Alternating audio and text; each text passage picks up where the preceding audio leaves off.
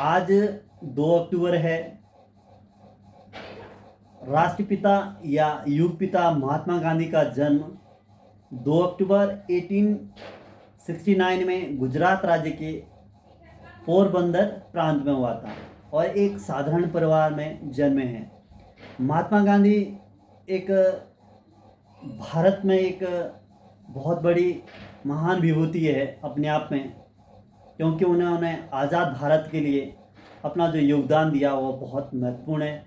और इसीलिए महात्मा गांधी के बारे में सभी को समझ होने चाहिए। महात्मा गांधी किस तरह के व्यक्ति रहे या उनकी जो फिलॉसफी है, उसकी जो विचारधारा है, उसको समझना बहुत ही ज़रूरी है।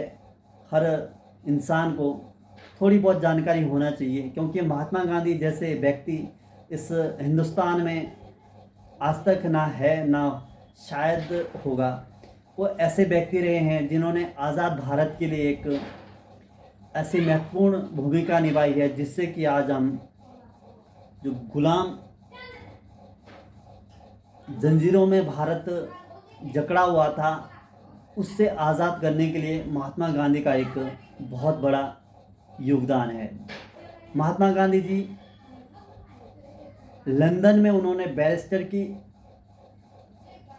डिग्री ली और वहाँ से जब वो 1893 में भारत में आए तो उन्हें पहला जो केस लड़ने का मौका मिला। एक व्यापारी थे, उनके केस लड़ने के लिए वो साउथ अफ्रीका गए और उस समय साउथ अफ्रीका में एक रंगभेद नीति होती थी, ब्लैक और श्वेत, यानी कि काले और गोरे लोगों के बीच में एक बहुत ज़्यादा द्वंद्व पैदा था। और जिससे बाद में महात्मा गांधी की प्रेरणा के आधार पर नेल्सन मंडेला ने भी अफ्रीका में उसका बहुत बड़ा विरोध किया और उसको काफ़ी हद तक नेल्सन को वहाँ पर सक्सेस यानी कि सफलता मिली। और महात्मा गांधी भी जब केस लड़ने साउथ अफ्रीका गए तो वहाँ पर एक जो ब्लैक और श्वेत के बीच बहुत ज़्यादा द्वंद्व था। तो महात्मा गांधी को यहाँ से ट्रेन में फर्स्ट क्लास का जो टिकट मिला था, वो मतलब प्रथम डिब्बे में ही बैठे हुए थे।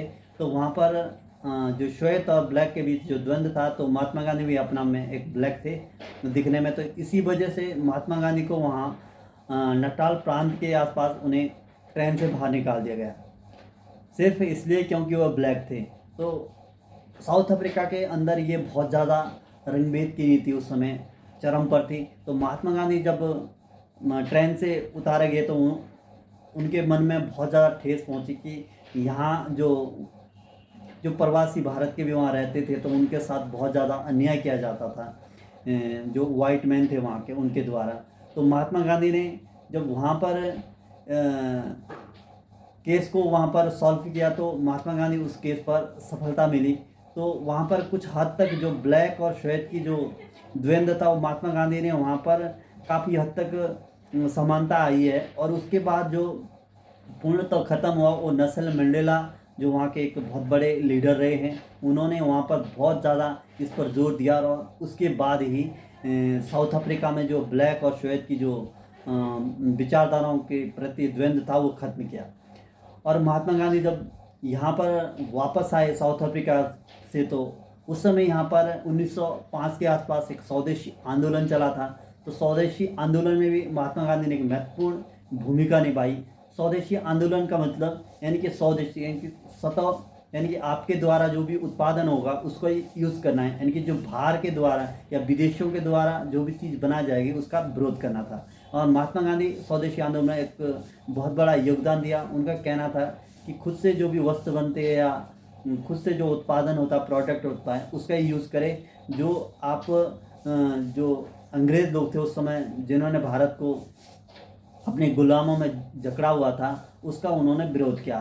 तो ये हद तक महात्मा गांधी की जो विचारधारा पूरे भारत में फैलने लगी, तो ये मूवमेंट काफ़ी अच्छा आगे बढ़ने लगा। तो ऐसे मूवमेंट काफ़ी थे, चाहे वो महात्मा गांधी द्वारा चाहे वो रोलेट एक्ट का विरोध किया हो, जब काला कानून चलता था, ना कोई वकील ना कोई दलील, तो उसका भी उन्होंने काफ़ी विरोध किया। पर महात्मा गांधी का कहना सिर्फ ये था कि आप एक अहिंसा की तरह या सत्यता के और निष्ठावान की तरह आप लड़ाई लड़िए। वो हिंसा के विरोध थे।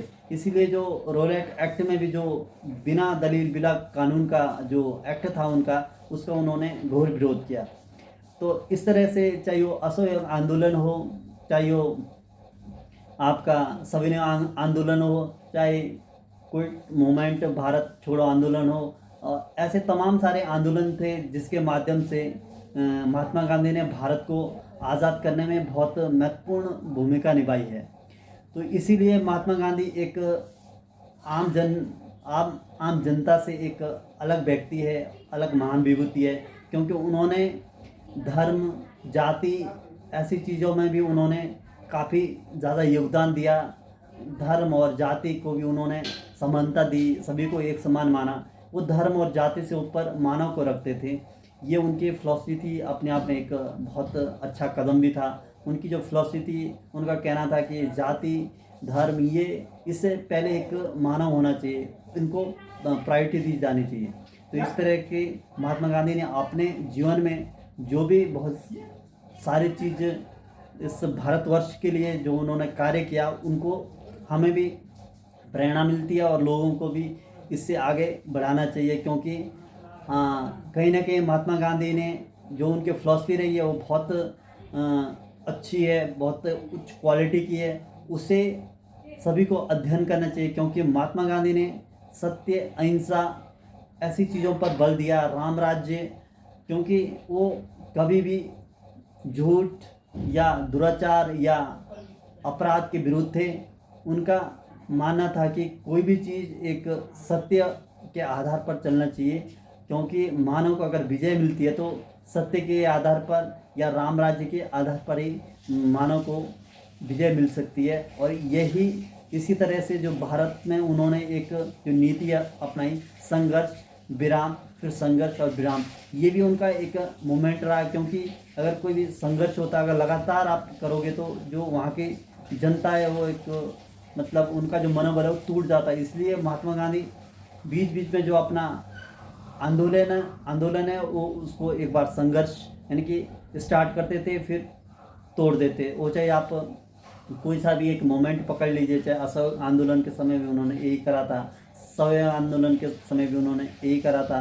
तो इससे ये होता है कि क्योंकि जो जनमानस है उनका जो आक्रोश है वो बना रहता है। इसीलिए भारत को आज़ाद करने में महात्मा गांधी की बहुत बड़ी महत्वपूर्ण भूमिका है। और महात्मा गांधी को हमें इसलिए याद किया जाता है क्योंकि महात्मा गांधी ने जो अंग्रेज़ों में हम गुलामों में जकड़े हुए थे उससे आज़ाद कराने में महात्मा गांधी का बहुत बड़ा योगदान था।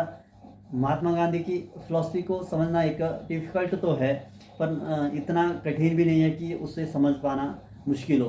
तो महात्मा गांधी की जो भी फ़िलॉसफी है उस पर थोड़ा बहुत सभी को जानकारी होनी चाहिए, उसे देखना चाहिए कि महात्मा गांधी ने किस तरह से भारत के स्वतंत्र भारत के लिए काम किया है। और उनकी जो विचारधारा थी वो किस प्रकार से डेवलप हुई है, वो किस प्रकार से हरिजनों के प्रति भी कितने काफ़ी हरिजनों के प्रति भी उन्होंने काफ़ी योगदान रहा, क्योंकि जो कि निचला वर्ग था उनको ऊपर लाने का कार्य भी महात्मा गांधी ने अपने कई सारी बुकों में लिखा कि हरिजन को भी एक इक्वल दर्जा मिलना चाहिए। और यही हुआ कि जो महात्मा गांधी ने जो प्लान किया था वो आज पूरे भारत में काफ़ी उसका योगदान हो रहा है। तो इसलिए हमें महात्मा गांधी को बहुत ज़रूरी है कि महात्मा गांधी जैसे पर्सन को इस भारत वर्ष में अगर वो जन्मे हैं तो ये भारत के लिए गर्व की बात है। बहुत अच्छी बात है कि महात्मा गांधी जैसे व्यक्ति भारत में उन्हें जन्मे हैं। तो इसलिए महात्मा गांधी को याद रखना बहुत महत्वपूर्ण है। धन्यवाद।